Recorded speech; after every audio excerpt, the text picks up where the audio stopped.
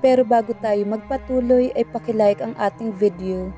Ganon din ang subscribe button, pati na rin ang bell icon para lagi kayong updated sa mga parating ko pang mga uploads.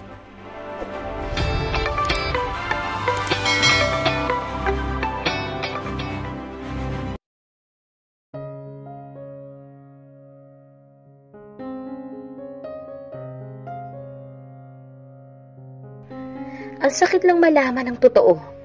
Para na ring may pag-aninlangan ito sa pagmamahal niya. Pinipingas ang kalooban niya. Ano na lang bang sinabi nitong hahanapin ng lalaking muntikan ang manamantala sa kanya? He gave her the assurance that he believed in her. Nalalabong ibinaba niya ang hawak na kahon. Naiiyak siya pero labis na nagpipigil. Inagaw ng kulay itim na flash drive ang paningin niya. May kumakalabit sa kanya. Kinuha niya yon at isinaksak sa TV. 1, 2, 3. Bumilang siya bago binuhay ang TV. Kabado siyang naghintay sa kung anumang lalabas sa screen. Naupo siya sa kama at isinuksok ang 2 kamay sa mga hitang may hawak ng remote. Ang nakita niya ay isang bagay na napakasakit. At napakasakit. Salamat dito, babe. Ang malambing na boses ng nakangiting Chloe ang sumalubong sa kanya. Hawak nito sa kamay ang isang bouquet. Ang ganda ng mga bulaklak, halatang mamahalin. Ito yung mga tipo ng arrangement na ibinibigay ni Jax dati kay Eliza. Babe, sino bang babe ni Chloe, kundi si Jax? Hindi pa man tinatarak na ang puso niya sa sakit. Mula sa Pilipinas na may pagmamahal. May petsa at oras sa screen. It was recent. Nitong kasama na nila si Jax. Ipinakita pa ni Chloe ang handwritten message ni Jax at binasa pa. Sa lahat ng yon, tanging tumatak ang nakasulat na I love you. Ilang I love you bang sinabi ni Jax sa kanya? Lahat ng yun pala, labas lang sa ilong. My God! Nagsimula ng mangilid ang luha niya. Pero sinikap niyang gawing patag ang isipan. Tatapusin niya ang palabas. Sunod-sunod na nag-play sa screen, si Chloe na nasa loob ng isang silid. There was a bed in the background. Kulay gray ang bedsheet at comforter at itim ang punda ng mga unan. Panlalaki ang interior. May hinala siyang kondo yun ni Jax. Happy anniversary, babe. Malapit na rin tayong bumuo ng pamilya. Iwinagayway pa nito ang kumikinang na engagement ring na suot sa daliri. Akala ba niya tinapos na ni Jax ang lahat ng namamagitan dito at kay Chloe? Ang sakit-sakit pero nagpatuloy siya. Nagbago ang nakikita niya. Jax and Chloe were hugging each other. Nasa loob ng isang restaurant ang dalawa. Kilalang kilala niya ang suot na yun ni Jax. Siyang naghanda nun. Hayop. Nanginginig na ang kamay niya. Napakamot sa bedsheet nang makitang kaganapang mas nagpabigat sa puso niya. Magkasamang nakaupo sina Chloe at ang pamilya ni Jax. Worst, pamilyar sa kanyang kinaroroonan ng mga ito. Bahay iyon ng mga alkahantara. At nakaupo si Chloe sa mismong kinauupuan niya noong dinala siya ni Lola Cons doon. Pihadong tatay at nanay ng babae ang 2 nasa tabi nito. Parang namamanhikan ng setup. Gaya noong nagpunta sa bahay ng mga ito para formal na hingin ang kamay ni Eliza mula sa tatay niya at kay Claudia. My God! Nagpakawala siya ng hangin sa dibdib habang nabaling sa gawing kanan ng mga mata. She was looking right at that one stalk of flower Jax left this morning. Isang tangkay kumpara sa magandang flower arrangement ni Chloe. Alam na alam niya ang ungol na yun. It was from a woman moaning from too much pleasure. Nalaglag ang luha niya sa natuklasan. Jax and Chloe are on top of bed. Making love. Sarap na sarap ang dalawa sa kandungan ng isa't isa. It was the last straw. Pinatay na niya ang TV at muling nagtungo sa terrace. Mahigpit na napahawak sa barandilya. Nanlilitid ang kanyang mga ugat at tila doon pinadadaloy ang lahat ng sama ng loob. Ang sama-sama ng kalooban niya na kahit ang napakagandang mga bulaklak sa hardin, hindi kayang pahupain ang galit sa dibdib niya. Gusto niya magsisigaw at mag-iiyak. Pero ang dinadala niyang inaalala niya, no, hindi siya dapat umiyak. Sobra-sobrang luha na ang nasayang niya para kay Jax. Walang iyak ka, Jax. ang kahon ng napagbunto na niya. Padarag niyang isinalya iyon. Kaya naman tumilapon niyon sa pader at tumapon sa sahig ang natitira pang laman. May nakaipit pa palang maliit na sa tingin niya 5 by 4 inches na papel. It was a glossy gold paper. May mga nakasulat na pangalan. It was a wedding invitation. Hayop talaga. Napahagulhol na siya. Hindi na niya nakayanan. Then she recalled everything. Mula sa pagkikita nilang muli ni Jax, sa tila pagsawsaw ni Chloe sa buhay ng anak niya, na parang umaastang nanay nito, ang pagdala nito sa kanya sa ospital para sa paternity testing. Kukunin ko mga anak ko. Ang pulang marka ng lipstick, ang pag-ayaw ni Athena, na masilip man lang kahit sandali ang anak niya. Ang kabilin-bilinan ni Jax dito, na sa kanya lang siya makikinig. Kaya pala may mga bantay. Sinisigurado nito na hindi siya makakalayo para kapag nakapanganak na siya, saka lang siya didispatch siya. She felt so betrayed. Lahat pala ng mga pakita ni Jax sa kanya, lahat ng yon, pawang kasinungalingan lang. Ang mga anak lang talaga niyang pakay nito. Ang kapal-kapal ng mukha nito. Mabilis niyang pinahid ang mga luha. Bumaba siya at hinanap si Jenny. Katatapos lang nito at nakangiting iwinagayway sa kanyang drawing nito. Niyakap niyang anak. Noong silang dalawa lang ng anak at wala si Jax, isang yakap lang mula sa anak niya at okay na siya. How she wished she never met Jax again. Mula noon hanggang ngayon, wala itong ibang dala kundi sakit sa damdamin niya. Gusto mo bang mamasyal tayo? Siyang mas may gusto nun. Ayaw niya munang manatili sa bahay na ito. Ang bigat-bigat sa pakiramdam. Yes po, Mama. Hinarangan pa sila ng mga bantay, ngunit pinukol lang niya ang mga ito ng masamang titig. Tiyempong may taksing dumaan, kaagad niya yung pinara, at nagpahatid sila sa pinakamalapit na mall, na nakabuntot sa kanila ang mga tauhan ni Jax. Sa loob ng mall ay parang may mga asong nakasunod. Ay nako, hanggang dito ba naman? Himitok niya sa kawalan. Mapag-isa lang naman ang gusto niya. Mahirap bang ibigay yun sa kanya? Ayaw lang naman muna niyang makita at makausap ni isa man sa bahay. Mama, mad po kayo? Napilitan siyang ngumiti. Ang hirap nitong nakakahon ng damdamin. Gusto niyang umiyak at magwala, pero hindi niya magawa dahil may 2 batang maaapektuhan.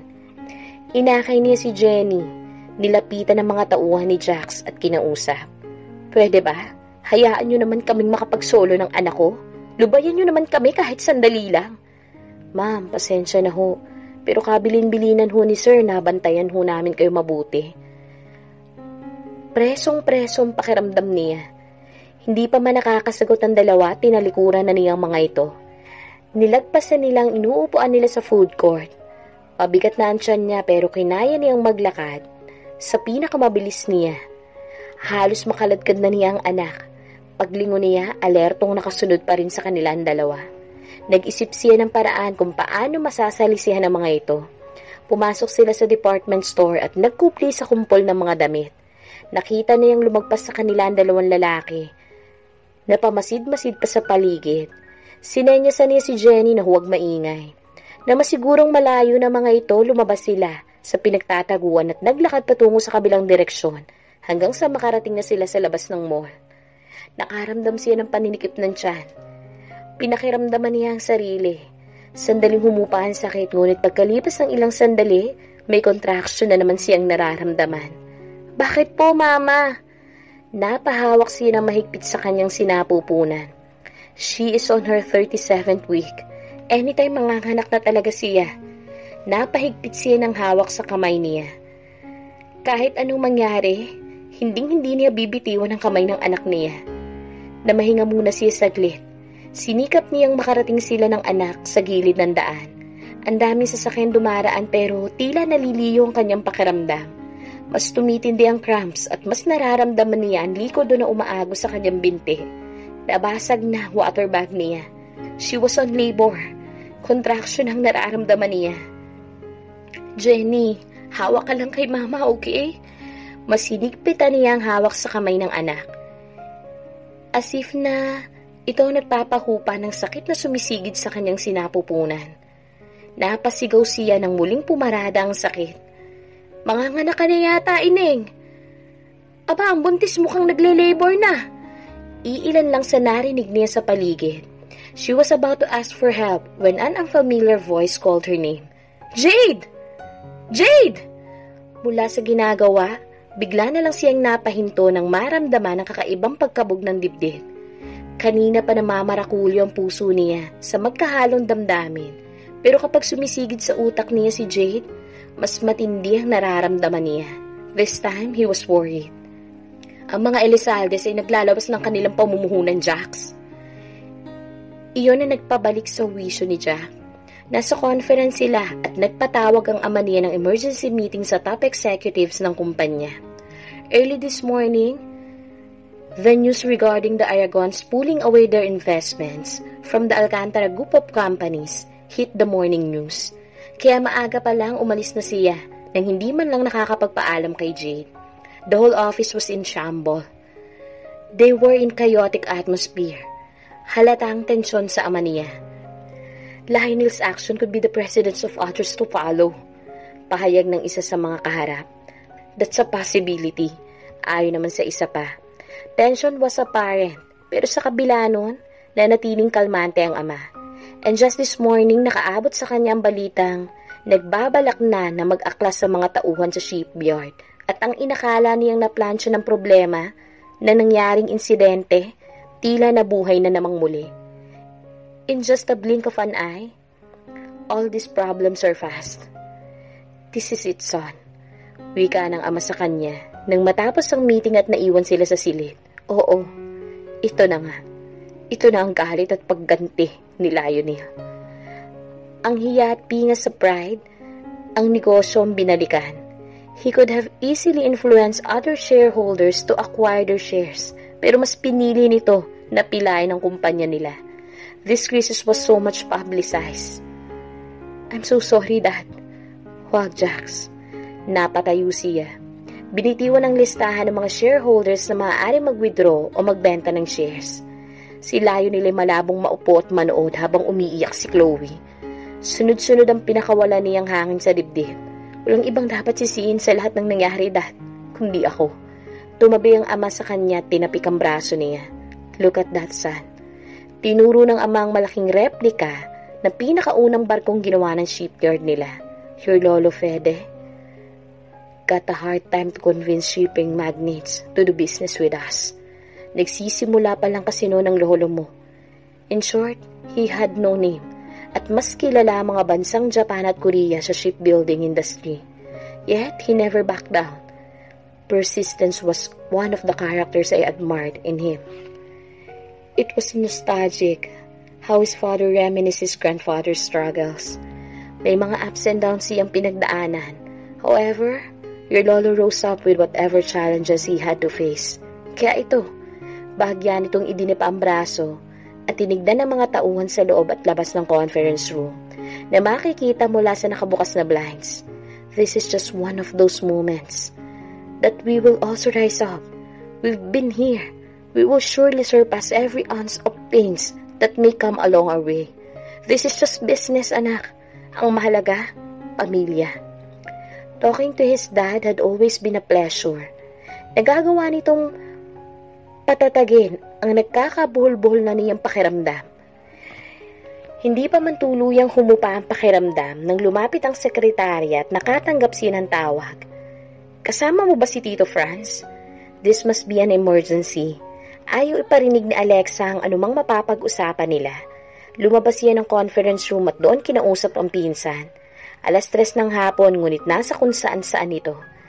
She was supposed to be in her office right now, lalo na't nagkakagulo. Kailangan mo umuwi, Jax. Bakit? Ayaw niya sa reaksyon ng puso niya. Nagbago kaagad ang kalabog ng dibdib niya. Isa lang ang naiisip niyang dahilan kung bakit napatawag ang pinsan. Sina Jade at Jenny. Bakit?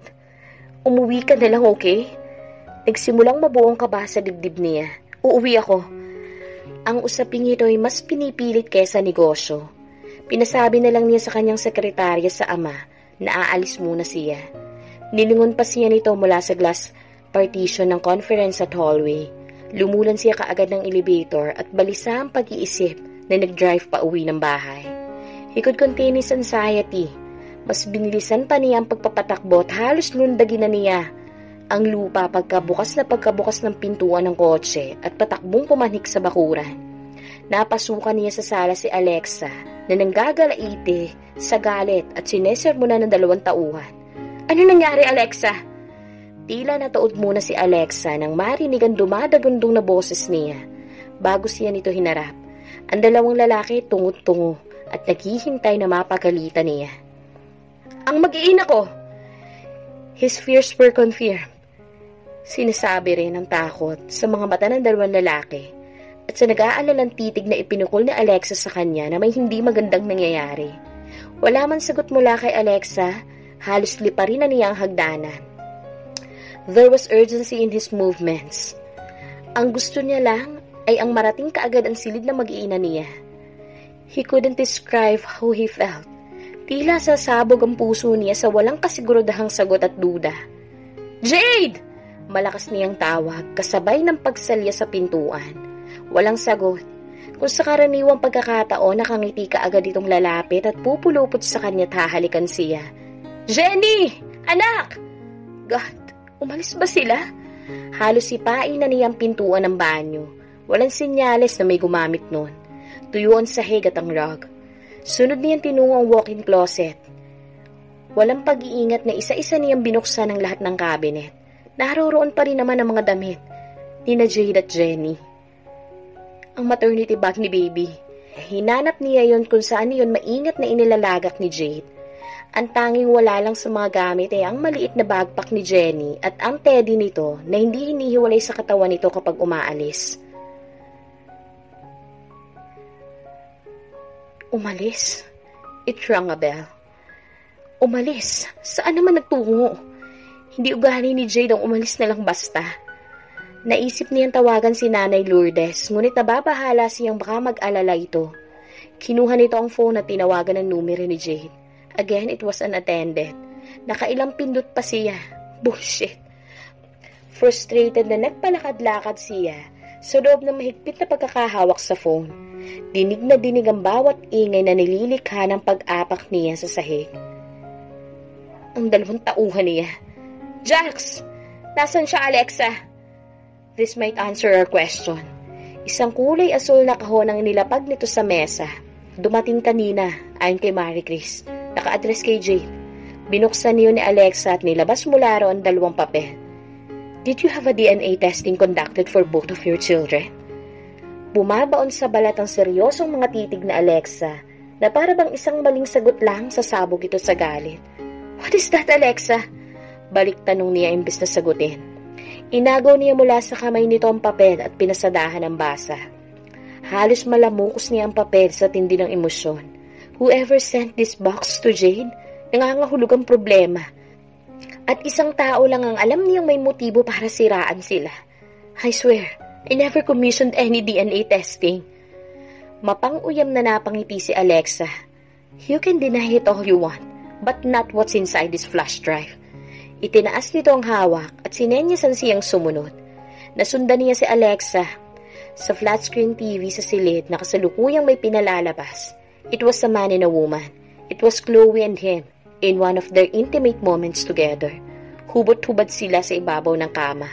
Chloe was on top and he looked so damn satisfied. Tila nanlalambot ang mga pawis na naglanda sa kanyang balat. His heart beat so fast. Hindi lang takot na mawala si Jade ang nagahari sa kanyang dibdib, maging ang matinding galit kay Chloe. He didn't know such a scandalous footage. Ilang murang binitawan niya sa utak. Sinakop ng frustration ang buo niyang pagkatao. Pinatay ni Alexa ang TV. Kababuyan, Jax. Kababuyan mo! Si Alexa ang tumalon sa konklusyon. Do you think magagawa kong lahat ng to, ha? She smiled bitterly. I don't know what to believe anymore. If I were in Jade's shoes, baka kagaya rin ang nararamdaman niya, nararamdaman ko ngayon. She had no time to explain to Alexa. Lest justify himself. He won't try to refute her assumption. Ang mahalaga lang naman sa ngayon maisagawa ang isang bagay. Saan ka pupunta? Pigil ni Alexa na inilang hakbang siya sa pintuan, maniningil. Nasa pinakahuling baitang na siya ng hagdan nang makita ang tila na uupos na mga tauhan. Gusto niyang isa-isang suntukin ang mga inutil na bantay, pero makakapaghintay ang bagay na yun. Nantitigan niya si Marie Chris na namumutla. Alam niyang nakabalandra sa mukha niya ang matinding galit. He could feel his tingling anger in every fiber of his being. Ang init ng pakiramdam niya at ang lakas ng pintig ng puso niya. He was driving mad. Napapadiin ang hawak niya sa manibela at ilang overtake ang ginawa niya bago niya napayapa ang sarili. Hindayog. Kinagat niya ang kanyang mga ngipin. Kumuyom ang kanyang panga at umikot ang kanyang kamao. Wala sa studio ang babae. Maging sa kondo nito, ang bahay ng mga Aragon ng pinunteriya niya. Nang matanaw ang pamilyar na gate, mas sumidhi ang kanyang hangarin na makaharap ito. His tires screeched as he stepped on the brakes. Mabilisan ang pagtanggal niya ng seatbelt sa katawan at dali-daling bumaba. Chloe! Malakas niyang tawag sa dating kasintahan nang tuluyang papasukin ng maid. Chloe! Wala siyang pakaalam kung nakakabulahaw siya ng mga tao sa paligid. Tahimik ang high-end subdivision na iyon at hindi sanay ang mga tao sa iskandalo kabilang ng mga Aragon. Ano nagdala sa iyo dito, Alcantara? Si Lionel nakatayo sa bungod ng pintuan. Katabi nito si Sylvia, while Lionel proudly stood and mockingly looked at him. Sylvia was serious. Parehong may tinitimping galit ang dalawa. Handa ka na bang magmakaawa, Alcantara? Ang epekto sa negosyo ang tinutukoy nito. I don't care kung anong masasamang plano mo, sir. I don't care anymore. What I came here is your daughter. Nagbago ang ekspresyon nito. Disappointed sa kanyang naging sagot. I thought you made it clear that everything between you and Chloe had ended already. Kumbaga, hindi para sa kanya. Init siya niya sa saigang hawak na DNA test results, ang peking invitation card, at ang flash drive. Kumalat ang mga yun sa sahig. Pinulit ni Sylvia ang mga iyon at binasa. Kapag may nangyaring masama sa mag-iina ko, babalikan ko kayo. Just hope and pray that Jade and my kids are safe. At baka makalimutan ko natitira kong respeto sa pamilya nyo. Nagkatitigan ng mag-asawa. Hindi niya hinintay ang sasabihin ng mga ito. He departed. Hinihiling ng negosyo ang physical presence, ngunit hindi niya maaring basta na lang hahayaang lumipas ang magdamag na hindi nakikita si Jade. With a heavy heart, he kept on driving. Palingon-lingon siya sa paligid. He was hopeful that he could find them. Kung sana ay maaari niyang hawiin ang bawat naglalakbay ng mga sasakyan sa daan. And if only he could freeze every single movement around. Nang sa gayon, ay isa-isa niyang masuyod ang bawat kalye, bawat iskinita na maaaring puntahan ng mag-iina niya. Hindi niya alam kung paano niya lalagpasan ng kahit isang araw na wala sa tabi niyang pamilya. Mamamatay siya kapag mawala pa ang mga ito sa kanya.